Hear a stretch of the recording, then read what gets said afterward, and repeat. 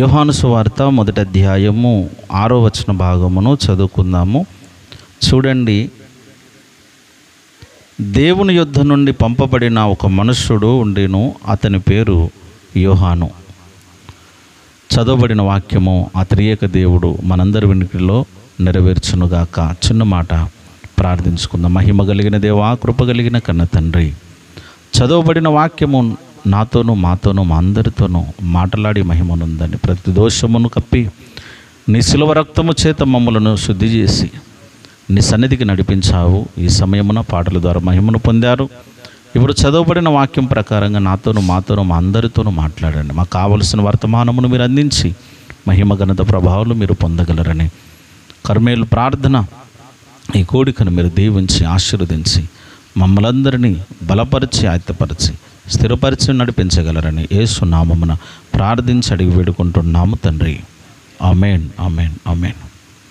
మంచిది. ప్రియమైన వారలారా, యోహాను భక్తుడు వ్రాస్తున్న సువార్తల భాగమును మనం చూస్తూ ఉన్నాం. యోహాను సువార్త 1వ అధ్యాయము 6వ వచన భాగములో దేవుని యొద్ద నుండి పంపబడిన ఒక మనుషుడు ఉండెను, అతని పేరు యోహాను. ఈ యోహాను భక్తుడు ఎక్కడి నుండి పంపబడ్డాడు అని అంటే అడ్రస్ తెలియజేయబడుతుంది లేఖనములో. అడ్రస్ ఎక్కడి నుండి వచ్చాడట అంటే దేవుని యొద్ద నుండి వచ్చాడు. యోహాను భక్తుడు మొదటి అధ్యాయం 1వ వచనములో కూడా ఆదియందు వాక్యముండెను, వాక్యము దేవుని యొద్ద ఉండెను, ఆ వాక్యము దేవుడై ఉండెను. ఈయన ఎక్కడి నుండి పంపబడ్డాడు? దేవుని యొద్ద నుండి పంపబడ్డాడు. ఈయన దేవుని యొద్ద నుండే పంపబడ్డాడు. ఈయన పేరు ఏం పేరు? ప్రభు అయిన యేసుక్రీస్తు. యేసునాథుడు దేవుని యొద్ద నుండి పంపబడ్డాడు. అలాగనే యోహాను దేవుని యొద్ద నుండి పంపబడ్డాడు. అలాగనే లూకా సువార్త 1వ అధ్యాయము 19వ వచన భాగములో, లూకా సువార్త 1వ అధ్యాయం 19వ వచనము చదవండి ఒకసారి. దేవుని సముఖమునందు నిలుచు గాబ్రియేలును, ఈయన కూడా, ఈ దేవదూత కూడా దేవుని యొద్ద నుండి పంపబడుతూ ఉన్నాడు. యోహాను దేవుని యొద్ద నుండి పంపబడ్డాడు. ప్రభు అయిన యేసునాథుడు దేవుని యొద్ద నుండి పంపబడ్డాడు. గాబ్రియేలు దూత కూడా, దూతలు కూడా దేవుని యొద్ద నుండి పంపబడుతూ ఉన్నాయి. వీరికి ఒక ప్రత్యేకత ఉన్నది. దూతలు దేవుని యొద్ద నుండి పంపబడ్డారు అని అంటే నమ్మశక్యంగా ఉంది. సర్వశక్తిమంతుడగు యేసునాథుడు కూడా దేవుని యొద్ద నుండి పంపబడ్డాడు అంటే నమ్మశక్యంగా ఉన్నది. కానీ ఒక మనుష్యుడు దేవుని యొద్ద నుండి పంపబడ్డాడు అని వ్రాయబడ్డది. ఒక మనుష్యుడు దేవుని యొద్ద నుండి పంపబడ్డాడు. ఆదామవ్వల తరువాత వారి గర్భవాసమును పుట్టిన పిల్లలను అవ్వన్నది, దేవుని దయ వలన నేను ఒక మనుషుని సంపాదించుకున్నాను, కానీ ఈయన దేవుని యొద్ద నుండి వచ్చిన వాడు కాదు. కయ్యను ఏబేలు అనబడిన వాళ్ళు దేవుని యొద్ద నుండి వచ్చిన వాళ్ళు కాదు, శారీరకంగా పుట్టిన వాళ్ళే. కానీ యోహానును గురించి సాక్ష్యం ఇస్తుంది లేఖనం ఏంటిదంటే దేవుని యొద్ద నుండి పంపబడిన వాడు, దేవుని దగ్గర నుండి వచ్చిన వ్యక్తి. ఈయన మామూలు వ్యక్తి కాదు. ప్రియులారా, ఒక మాట చూసుకుంటే దేవుని యొద్ద నుండి పంపబడిన సర్వశక్తిమంతుడగు దేవుడు అద్భుతాలు చేశాడు, సూచక క్రియలు చేశాడు, మహత్కార్యములను చేశాడు, చచ్చిన వాళ్ళను లేపాడు, రోగగ్రస్తులను బాగు చేశాడు, ఎన్నో అద్భుత కార్యాలు చేశాడు. న్యాయమును విచారించాడు, అన్యాయమును అరికట్టాడు, సత్యాన్ని స్థాపించాడు, ఎన్నో అద్భుత కార్యాలు చేశాడు. దేవుని యొద్ద నుండి పంపబడ్డందుకు తాను చేసిన పనులు మహా అద్భుతము, మహా ఉన్నతమైనవి, గొప్ప సంగతులు. గాబ్రియేలు దూత కూడా భూమి మీదకి వచ్చాడంటే ఏదో సమాచారమే తీసుకొని వస్తాడు, ఏదో సంగతినే మనకు తెలియజేస్తూ ఉంటాడు. అయితే మరి ఇప్పుడు యోహాను భూమి మీదకి పంపబడ్డాడు దేవుని యొద్ద నుండి. ఈయన ఒక్కరి దగ్గర కూడా అద్భుతం చేయలేదు, సూచక క్రియలు చేయలేదు, ఎలాంటి ఆశ్చర్య కార్యములు చేయలేదు. చేయగలిగాడా? ఒక రోగగ్రస్తుని బాగు చేసిన చరిత్ర ఉన్నదా యోహాను దగ్గర? లేదు. ఒక అద్భుతమును చేయలే, ఒక సూచక క్రియ చేయలేదు, ఏ ఒక గొప్ప ఆశ్చర్య కార్యములను జరిగించినట్టు మనము బైబిల్లో చూడము. మరి యోహాను పంపబడి ఏమి ఘనత సాధించాడు?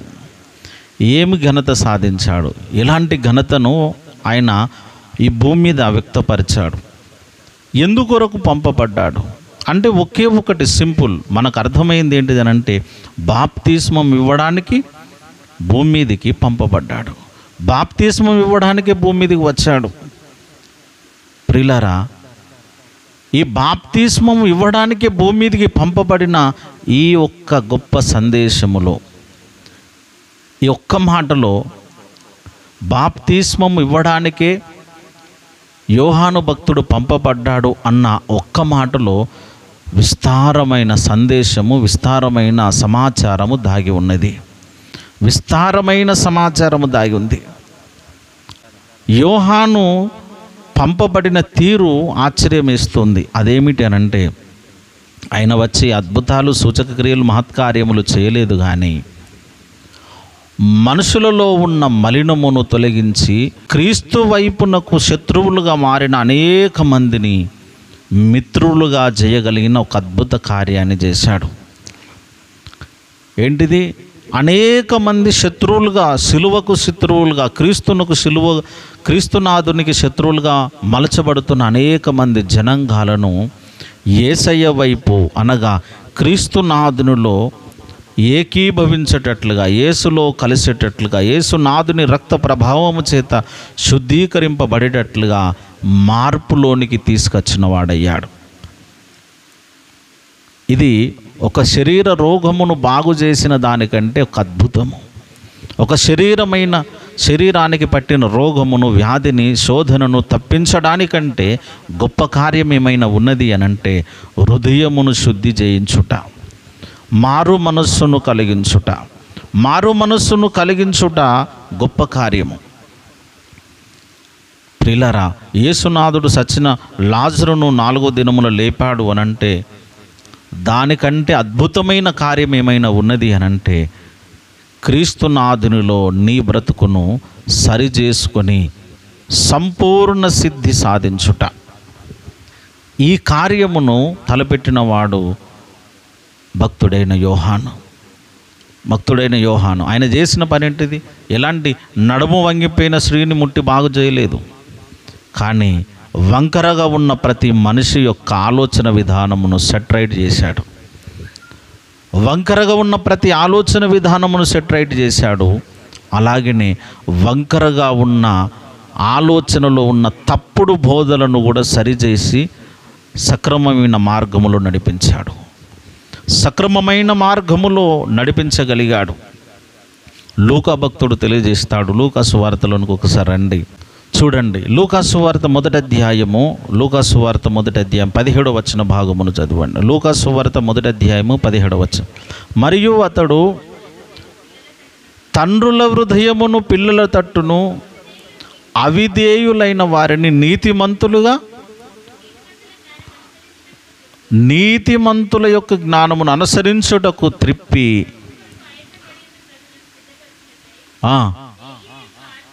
ఏలియా యొక్క ఆత్మయు శక్తియు గలవాడై ఆయనకు ముందుగా వెళ్ళును. ఇది ఆయన పని. ఆయన పని ఏమిటో చూడండి, ఎంత ఆశ్చర్యకరమైన పనో చూడండి. అద్భుతముల కంటే, సూచక క్రియల కంటే, మహత్కార్యముల కంటే గొప్ప కార్యము ఏదైనా ఉన్నది అనంటే ఇదే. ప్రియులారా, ఎంత అద్భుతమైన ఆశ్చర్యకరమైన విషయము చూడండి. అతడు తండ్రుల హృదయములను పిల్లల తట్టుకును, అవిధేయులకు నీతిమంతుల జ్ఞానమును అనుసరించుటకు త్రిప్పబడుతుంది. మనస్సులను త్రిప్పుతున్నాడు, యేసునాథుని వైపు త్రిప్పుతున్నాడు, మారు మనస్సు వైపు త్రిప్పుతున్నాడు. ఇది అద్భుతమైన సంఘటన, ఇది ఆశ్చర్యకరమైన సంఘటన, ఇది గొప్ప సంగతి. ప్రియులారా, త్రిప్పుతూ ఉన్నాడు. ఏలియా యొక్క ఆత్మ కలిగిన వాడై ఉన్నాడు. ఏలియా యొక్క ఆత్మ ఎందుకు కలిగిన వాడయ్యాడు? ఏలియాను ముందే ఒక ప్రవచనం బయలుదేరింది. ఏం ప్రవచనం బయలుదేరింది అనంటే ద్వితీయోపదేశకాండము 18వ అధ్యాయము 18వ వచన భాగములో ఒక చక్కటి ప్రవచనమును మనము చూస్తూ ఉన్నాం. వారి సహోదరులలో నుండి నీ వంటి ప్రవక్తను వారిలో నుండి పుట్టించేదను అన్నాడు. అతని నోట నా మాటల నుంచి హల్లెలూయా. ఈ ప్రవక్త కొరకు నూతన నిబంధన కాలములో అనేక మంది ఎదురు చూస్తూ ఉన్నారు. యోహానును అడిగారు, నీవు ఏలియవా అని అడిగారు. యోహానును, నీవు ఏలియవా అని అంటే నేను కాదు అన్నాడు. మరి నీవు ఆ ప్రవక్తవా అన్నారు. ఆ ప్రవక్త అంటే ఏ ప్రవక్త అంటే ముందు ప్రవచింపబడ్డ ప్రవక్త, పంపబడతాడు అని ఒక లేఖనము బయలుదేరింది. ఆ లేఖనము కొరకు ఎదురు చూస్తున్న అనేక మంది జ్ఞానవంతులు ఉన్నారు. ఆ జ్ఞానవంతుల యొక్క మదిలో ఒక ప్రశ్న తలెత్తుతుంది. అదేంటిదనంటే, ఆ ఏలియావు నీవేనా, ఆ ప్రవక్తవు నీవేనా అని అన్నారు. అంటే యోహాను అన్నాడు, నేను కాదన్నాడు. నేను ఆ ప్రవక్తను కాదు, ఏలియాను కూడా కాదు అన్నారు. కానీ ప్రభు అయిన యేసునాథుడు అన్నాడు. మత్తయి సువార్త 17వ అధ్యాయంలో, మత్తయి సువార్త 17వ అధ్యాయము 11వ వచన భాగం, 17-11 చదవండి. అందుకు ఆయన, ఏలియా వచ్చి సమస్తమును చక్కబెట్టును అన్న మాట నిజమే, అయినను ఏలియా ఇదివరకే వచ్చెను, ఆయనను ఎరుగక విష్టము వచ్చినట్టుగానే ఆయన ఎడల చేసిన జనాలు ఉన్నారు. ఏలియా ఇదివరకే వచ్చెను. యోహాన్ అంటాడు, నేను ఏలియాను కాదంటాడు. కానీ ప్రభు అయిన యేసునాథుడు అంటాడు, ఆయనే ఏలియా అని. ఆయననే ఏలియా. ప్రియులారా, ఆయనే ఎందుకు ఏలియా అయ్యాడు అని అంటే, ఏలియాను ప్రవచించి మలాకి 4:5లో ప్రవచించాడు. మలాకి 4:5లో ఏమన్నాడు? యెహోవా నియమించిన దినము రాక మునుపు నేను ప్రవక్తయగు ఏలియాను మీ యొద్దకు పంపుదును. అతడు వచ్చి తన్నుల హృదయములను పిల్లల హృదయమును తనుల తట్టును త్రిప్పును. ఈ ప్రవచనం ఒకటి ఉన్నది. ఆయన వచ్చి తన్నుల హృదయము పిల్లల తట్టు తిప్పుతారు. ఈ పనిని నెరవేర్చగలిగిన వాడు యోహాను అయ్యాడు. అదే కదా మనం చదువుకున్నాము. యోహాను లూకా సువార్త 1:17లో ఏమన్నాడు? తన్నుల హృదయము పిల్లల తట్టును, అవిధేయులైన వారి హృదయమును మార్చుటకును, జ్ఞానులుగా తీర్చిదిద్దుటకును, వారి తలంపులను తారుమారు చేయుటకును ఏర్పరచబడిన వాడు యోహాను. నువ్వు ఏలియావానంటే నేను కాదంటాడు. కానీ పనులు చూస్తే మాత్రం ఎట్లున్నాయి? ఏలియా వలనే ఉన్నాయి. నీవు ఏలియావా అని జనులు గుర్తిస్తూ ఉన్నారు. ఏలియా వచ్చి చక్కపరుస్తాడన్న మాట మలాకి ద్వారా ప్రవచింపబడ్డదయ్యా. ఆ మాటను నెరవేరుస్తున్న వాడవు నీవే కదా అనంటే నేను కాదంటాడు. నీవేమో కాదంటున్నావు, నీ పనులేమో ఏలియాలాగున్నాయి. నీవు కాదంటున్నావు, నీ పనులేమో ఏలియా వలె ఉన్నాయి. ఏలియా వచ్చి తనలో హృదయములను పిల్లల తట్టు తిప్పుతాడని ప్రవచింపబడ్డ మాట నీ ద్వారా నెరవేర్చబడుతుంది.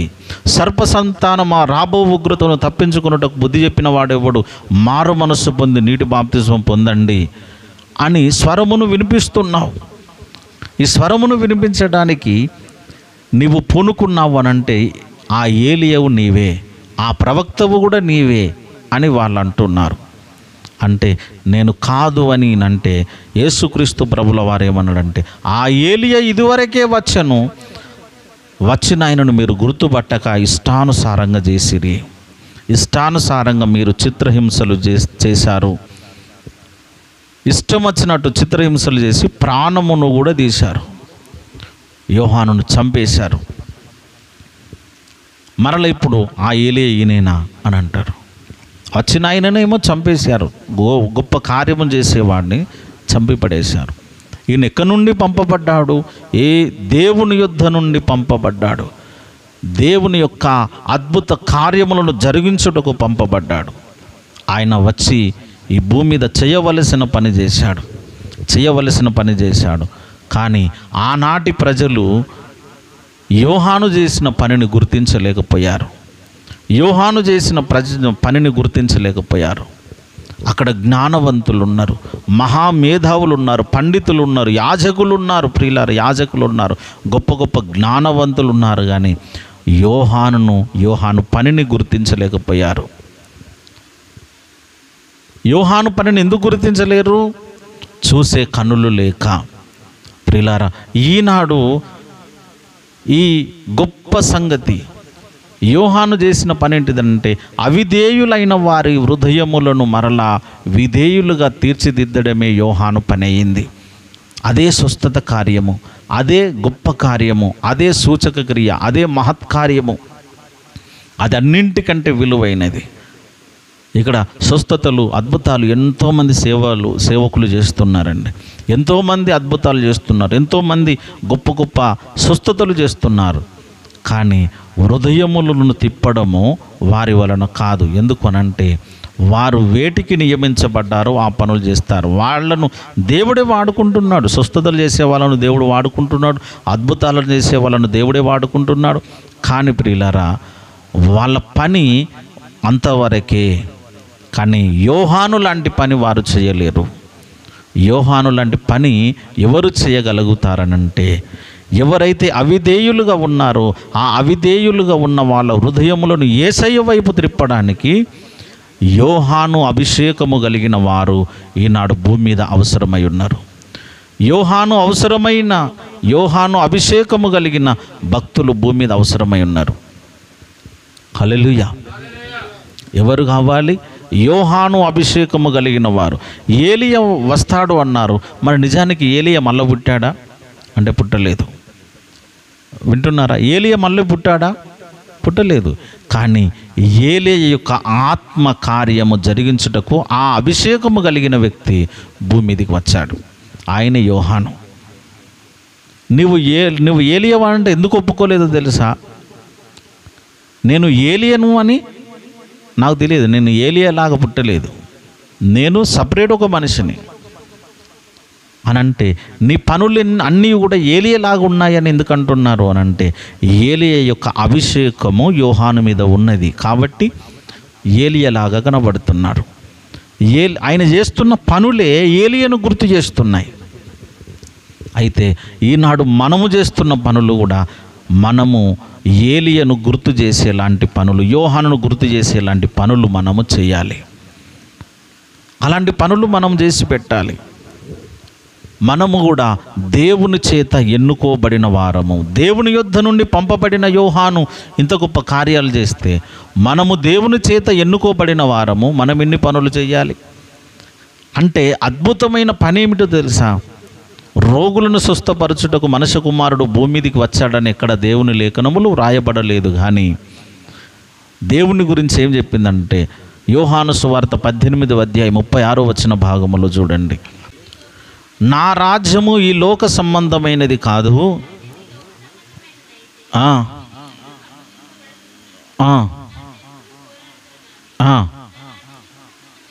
కాదు. పిలాతు, నీవు రాజువా అని అడగగా, యేసు, నీవు అన్నట్టుగా నేను రాజునే, సత్యమును గురించి సాక్ష్యమిచ్చుటకు వచ్చి తిని, ఇందు నిమిత్తమే నేను ఈ లోకములో పుట్టి తిని. ఈ లోకములోనికి ఎందుకు వచ్చావంటే, సత్యమును గురించి సాక్ష్యం ఇచ్చుటకు వచ్చాను. అద్భుతాలు, సూచక క్రియలు, మహత్కార్యములు చేయడానికి యేసునాథుడు రాలేదు. ఈనాడు అనేక మంది బోధకులు, అనేక మంది సేవకులు, అనేక మంది పాస్టర్స్ ఈ అద్భుతాలు, స్వస్థతల మీదనే పడి వాళ్ళ జీవిత కాలం అంతా అదే పరిచర్యలో కొనసాగుతున్నారు. కానీ యేసునాథుడు స్వస్థతలు, సూచక్రియలు చేశాడు. కానీ ఎజెండా అది కాదు. ఆయన తీసుకున్న తీర్మానం అది కాదు. పంపబడిన తీరు అది కాదు. ఆయన ఎందుకు వచ్చాడట? సత్యమును గురించి సాక్ష్యం ఇచ్చడానికి వచ్చాను.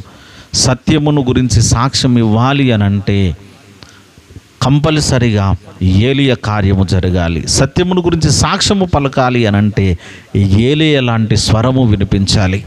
ఏది సత్యమో తెలుసుకుందాం రండి అనే స్వరమును వినిపించగలిగిన ఏలియాలు ఈనాడు కావాలి. అలాంటి ఏలియాలను కలిగిన వారము అయి మనం ఉండాలి.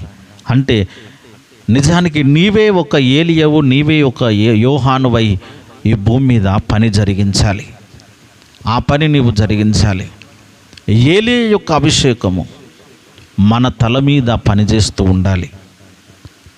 ఆ పని చేస్తున్న సేవకులను మనము గుర్తించాలి.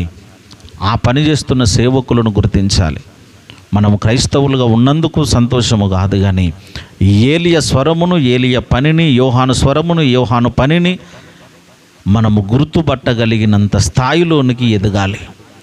ఆ స్థాయిలో మన భక్తిని మనము పెంచుకోవాలి. మన భక్తి ఎదుగుతూ రావాలి. మనం ఇంకా పాలు త్రాగవలసిన స్థితిలో ఉండకూడదు. ఒక మంచి మెచ్యూరిటీ మైండ్లోనికి రావాలి. క్రైస్తవ మెచ్యూరిటీ మైండ్. అర్థమవుతుందా? క్రైస్తవులలో డెవలప్మెంట్ కావలసిన మైండ్ సెట్ మనకు ఉండాలి. అదేంటిదనంటే, ఈ కాలములో, ఈ కడువరి కాలములో ఎలాంటి పరిచర్య జరుగుతుంది, దేవుడు చేస్తున్న పరిచర్య ఏమిటి, దేవుడు ఏ పని చేస్తున్నాడు అనే స్పృహ మనకు ఉండాలి. దానిని ఆరా తీయాలి. ఈ కాలంలో ఎలాంటి పరిచర్య జరుగుతుంది, నేను ఎలాంటి పరిచర్యలో ఉన్నాను, ఒకవేళ నేను సరైన పరిచర్యలో ఉంటే నేను ఇంకేమి చేయాలి, సరైన పరిచర్య చేయలేని వాళ్ళ దగ్గర నేను ఎలాగ నడుచుకోవాలి, ఇవన్నీ మనలో ఉండవలసిన గొప్ప ప్రశ్నలు, చేయవలసిన గొప్ప పనులు, నడవవలసిన గొప్ప విధానం ఇది. దాని మీద మనము కట్టుకోవాలి. దాని కొరకు నియమించబడాలి. యోహాను దేవుని చేత ఎన్నుకోబడిన వాడై ఆయన జరిగించిన కార్యములు అద్భుతమైనవి. లూకాసు వార్త 3:9 ఇప్పుడే గొడ్డలి చెట్లు వేరున ఉంచబడి ఉన్నది గనుక మంచి ఫలములను ఫలించని ప్రతి చెట్టు అగ్నిలో వేయబడునని చెప్పాను. నరకబడి అగ్నిలో వేయబడుతుంది. ఫలించని చెట్టు అగ్నిలో వేయబడుతుంది. ఎందుకు అగ్నిలో వేస్తున్నావు అంటే ఫలింపు లేదు. ఫలింపకపోతే బయట పడేయాలి కదా, అగ్నిలో ఎందుకు వేస్తున్నావు అంటే, అగ్నిలో అనంటే నామరూపాలు లేకుండా కూడా కాల్చివేస్తాడు. చెత్తనంతటిని కాల్చివేయడం, చెత్త అంతా కాలిపోవాలి. మన దేవుడు దహించు అగ్ని అయి ఉన్నాడు. మారు మనస్సుకు తగిన ఫలములను ఫలించకపోతే ఆయన కాల్చివేస్తాడు. అందుకే అపోస్తలుడైన పౌలు చెప్పాడు, హెబ్రీలకు రాసిన పత్రిక 12:29 చివరి మాట చూడండి, చివరి వచన భాగము. ఏలయనగా మన దేవుడు దహించు అగ్ని అయి ఉన్నాడు. ఎందుకు పరిచయం చేస్తుంది బైబుల్? దహించు అగ్ని అయి ఉన్నాడు మన దేవుడు అని అంటే, ఫలించని ప్రతి చెత్త కూడా కాలిపోతుంది. ఫలించుట అనగా మారు మనస్సుకు తగిన ఫలములు ఉండాలి. మారు మనస్సు ఏంటిదో దానికి తగిన ఫలములు ఎలా ఉండాలనో యోహాను మనకు నేర్పించాడు. ఆయన వచ్చి అద్భుతాలు చేసుడు కాదు, నీలో ఉన్న చెత్తను మొత్తము తొలగించి మారు మనస్సు కలిగించుటకే ఒక ప్రవక్తను దేవుడు పుట్టించాడు. ఒక ప్రవక్త రావాల్సి వచ్చింది. ఈయన అద్భుతాలు చేసే ప్రవక్త కాదు, సూచక క్రియలు చేసే ప్రవక్త కాదు, రోగులను స్వస్థపరిచే ప్రవక్త కాదు. ఇలాంటి ప్రవక్త అయినా నీ హృదయమును స్వస్థపరచగలిగిన ప్రవక్త, హృదయ శుద్ధిని కలిగించగలిగిన ప్రవక్త, హృదయానికి పట్టిన రోగాన్ని బాగు చేసే ప్రవక్త. ఈ యోహాను చేస్తున్న పరిచర్య ఎలాంటిదో అగాపే సంపూర్ణ సువార్త సంఘముల యొక్క పరిచర్య అలాంటిది. హల్లెలూయా. అగాపే సంపూర్ణ సువార్త సంఘం యొక్క పరిచర్య ఏమిటి అనంటే, మన పరిచర్య ఏమిటి అనంటే, హృదయమును శుద్ధి చేయించగలిగిన పరిచర్య, హృదయమునకు అంటిన రోగమును వదిలించగలిగిన పరిచర్య, మనసు చెడిపోతే దాన్ని బాగు చేయగలిగిన పరిచర్య. శరీరానికి అంటిన రోగమును కాదు, అవసరమైతే ఆ రోగాలను కూడా బాగు చేస్తాం, దయ్యములలో కొడతాం, బాగు చేస్తాం. కానీ సంపూర్ణ ఎజెండా ఏంటిది అనంటే, మారు మనసుకు తగిన ఫలములను ఫలించేటట్లుగా చేయడమే అగాపే పరిచర్య. అది యోహాను పరిచర్య, ఏలియా పరిచర్య. దుర్బోధలను తుత్తనీయులుగా తరిమి కొట్టడమే పరిచర్య. దుర్బోధ ఎక్కడైనా ఉన్నదనుకోండి, దాన్ని లయము చేయడమే. ప్రియులారా, యోహాను గురించి ఒక మాట, మరొక అద్భుతమైన మాట ఏంటిదంటే, యోహాను ఎలాంటి కాలములో దేవుడు తనను నియమించుకున్నాడో దైవలేఖనము తెలియజేస్తుంది. లూకాసు వార్తలోనికి రండి. మరలా లూకాసు వార్త 3:2 చదవండి. లూకాసు వార్త 3:2 అన్నయు కయపయు ప్రధాన యాజకులుగాను ఏంటిదట, ఉన్న కాలమున అరణ్యములో ఉన్న జకరియా కుమారుడైన యోహాను యొద్దకు దేవుని వాక్యము వచ్చెను. హల్లెలూయా. ఎవరి యొద్దకు వచ్చిందట? యోహాను యొద్దకు దేవుని వాక్యం వచ్చింది. యోహాను యొద్దకు ఎందుకు దేవుని వాక్యం వచ్చిందో తెలుసా? అక్కడ అన్నయ్య ఉన్నారు, కయప ఉన్నారు, ఇద్దరు ఉన్నారు. ఎవరెవరు వీళ్ళు? అన్నయ్య కయపయ్య అంటే ఎవరు వీళ్ళు? యాజకులు, జ్ఞానవంతులు. యాజకులు మరియు జ్ఞానవంతులు, మంచి పండితులు. ఏదైనా సమస్య వచ్చిందనంటే అన్నయ్య కయపయ్య దగ్గరికి వచ్చి తీసుకొని వస్తారు. సమాజం అంతా ఇక్కడ కూడుకుంటారు, అన్నయ్య కయపయ్య దగ్గర కూడుకుంటారు. యేసుక్రీస్తు ప్రభుల వారిని సిలువ వేసే ముందు ఏం చేశారంటే అన్నయ్య కయపయ్య దగ్గరికి వచ్చి సంభాషణలు చేశారు. ఇలా ఈయనను బట్టియాలి, ఈయన ఒక వింగోను నడిపిస్తున్నాడు, ఒక తెగను మారుస్తున్నాడు. మనకు ఇక్కడ ఏ పేరు ప్రఖ్యాతలు రావట్లేదు, మనకు మంచి పేరు రావట్లేదు, మనల్ని జనులు ఎవరు గుర్తించట్లేదు. యేసుక్రీస్తు ప్రభుల వారికి జేజేలు కొడుతున్నారు. అదిగాక మనకు మోషే ధర్మశాస్త్రం అతి ప్రియమైనది. మోషే ధర్మశాస్త్రమును చాలా పాడు చేస్తున్నాడు, ధర్మశాస్త్రమును మీరి ప్రవర్తిస్తున్నాడు. ఇలాంటి వాడు భూమి మీద ఉండడానికి లేదు. ఈయనను చంపడానికి మనం సరైన స్కెచ్ చేయాలి అని అన్నయ్య కయపయ్య దగ్గరికి వచ్చి డిస్కషన్ మొదలుపెట్టారు. చూడండి, మత్తయి సువార్తలోనికి రండి ఒకసారి. మత్తయి రాసిన సువార్తల భాగములో మత్తయి సువార్త 26వ అధ్యాయం 57వ వచన భాగము చదవండి. యేసుని పట్టుకున్న వారిలో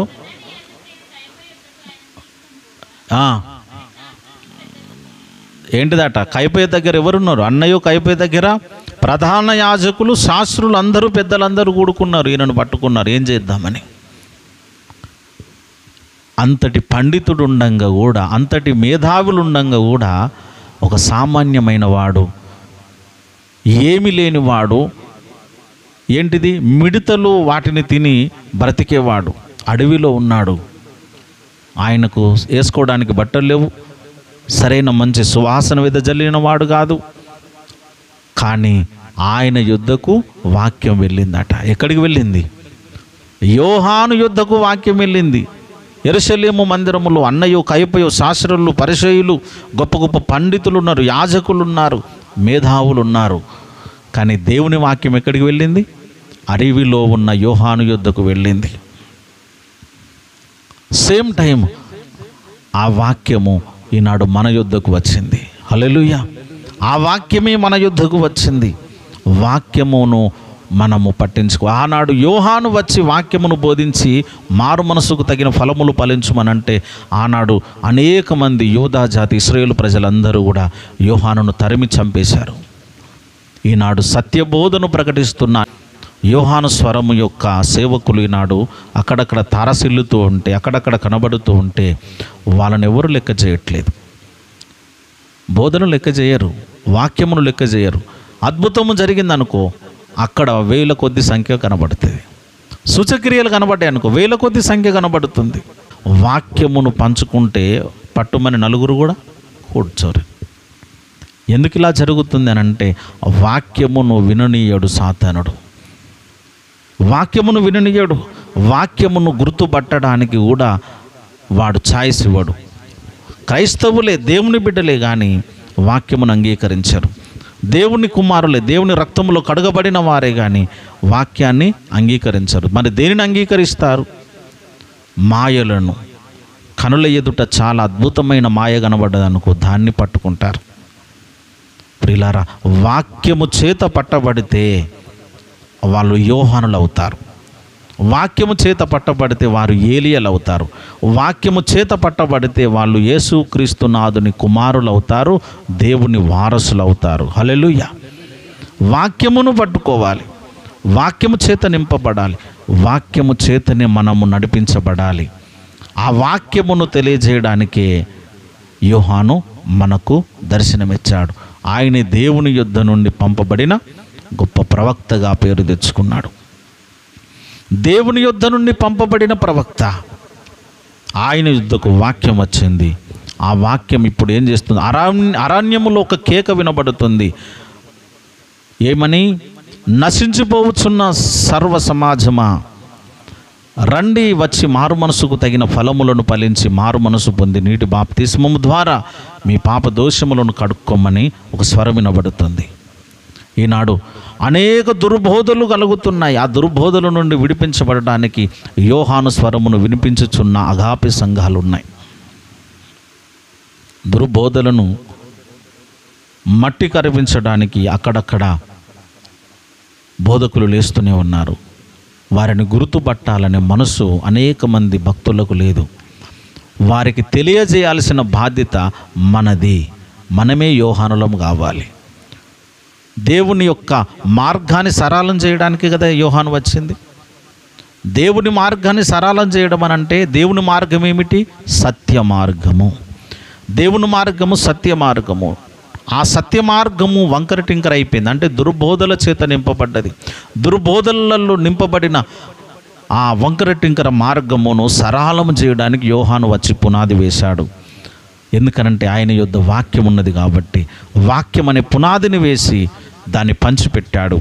దానిని అపోస్తులుడైన పౌలు ఎంచుకున్నాడు, అపోస్తులుడైన తిమోతి ఎంచుకున్నాడు. అపోస్తులు అనబడిన వాళ్ళు ఈ యొక్క స్వరమునకు లోనై సత్యవాక్యాన్ని అనేకుల ఎదుటికి పరిచయం చేసి అనేకుల దృష్టిలోనికి తీసుకెళ్లారు. మనకు అందించబడిన సత్యవాక్యమును నలుగురు దృష్టిలోనికి తీసుకెళ్ళడమే మన పని. ఈ పని చేయకపోతే మనం యోహానులము కాము. యోహానులము కాని వాళ్ళము సత్య సంబంధులము కాలేము. అర్థమవుతుందా? యోహానులు అంటేనే సత్య సంబంధులు. సత్య సంబంధులు అంటే దేవుని వాక్యాన్ని నలుగురికి తెలియజేయగలిగిన వారు.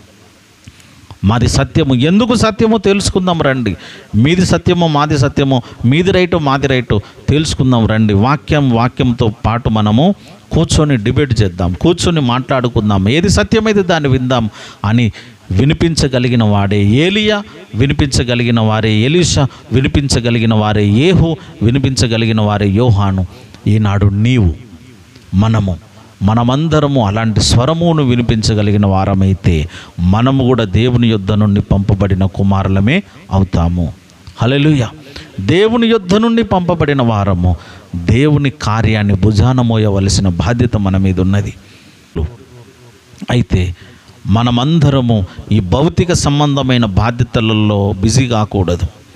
మనకు అప్పగించబడిన పని మరొకటి ఉన్నది. అదేంటిదంటే దేవుని యొక్క సర్వ సత్యమును భూమి మీద వ్యక్తపరచడం. అది మన పని, మన ఎజెండా. దాని కొరకు మనం అహర్నిశలు పనిచేస్తూ దేవుణ్ణి గణపరచు వారమై ఉంటే మనము ధన్యులం అవుతాము. ఆ ధన్యత మనకు అందించాలని ఆ త్రియేక దేవుని ఎదుట మనము మోకరిల్లి నిరంతరము ప్రార్థన చేయాలి. ఆ ప్రార్థన పేరే కర్మేలు ప్రార్థన. ఆ ప్రార్థనే కర్మేలు ప్రార్థన. కర్మేలు యొక్క కొండ మీద ఏలియా చేసిన సాహసమే ఈనాడు మనము ప్రార్థనతో పెనుగులాడి ఆ సత్యాన్ని మనం భూమి మీద వ్యాపింపజేయాలి. దానిని మనము అనేకులకు పరిచయం చేయడానికి ముందుగా మనము మోకరించి ప్రార్థన చేయాలి. కర్మేలు ప్రార్థన యొక్క ముఖ్య ఉద్దేశం అది. దాని కొరకు మనము మోకరిల్లి ప్రార్థించి దేవుని దగ్గర అనేకమైన సంగతులను కనుక్కొని నలుగురికి తెలియజేయడమే మన ఎజెండా, మన బాధ్యత. దాని మీద మనము ఆధారపడదాం, దాని కొరకు నియమించబడదాం. అట్టి కృప చేత మనందరం నింపబడదాము. దేవుడిటి వాక్యమును మనందరి వెనుకలో నెరవేర్చునుగాక. ఆమేన్. ప్రార్థన చేసుకుందాం.